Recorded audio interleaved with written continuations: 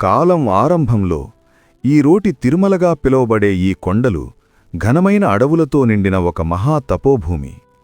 ఇక్కడే మొదలవుతుంది ఒక దివ్య కథ. ఈ అడవుల మధ్యే జపాలి మహర్షి అనే మహాతపస్వి నివసించేవాడు. సంసారాన్ని విడిచిపెట్టి భగవంతుని కోసం తన జీవితం అర్పించాడు. మాటలు లేవు, కదలిక లేదు, ఉంది ఒక్కటే భగవంతునిపై అచంచలమైన ధ్యానం. ఎండ మండుతోంది, కాని జపాలి మహర్షి తపస్సు మాత్రం అచంచలంగా ఉంది.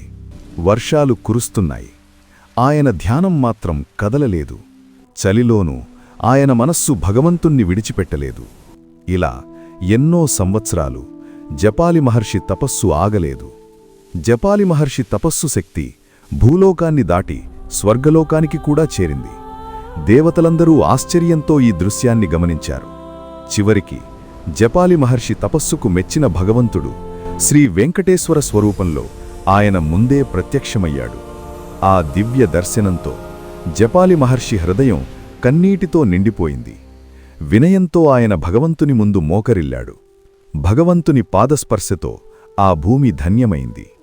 అక్కడినుంచి పవిత్రమైన జలధార ఉప్పొంగి వచ్చింది. ఈ పవిత్ర తీర్థం యుగయుగాల పాటు భక్తులకు ఆశీర్వాదం. జపాలి మహర్షి తపస్సుకు భగవంతుని వరప్రసాదం. జపాలి మహర్షి తపస్సు తిరుమల పర్వతాలకు శాశ్వత పవిత్రతనిచ్చింది.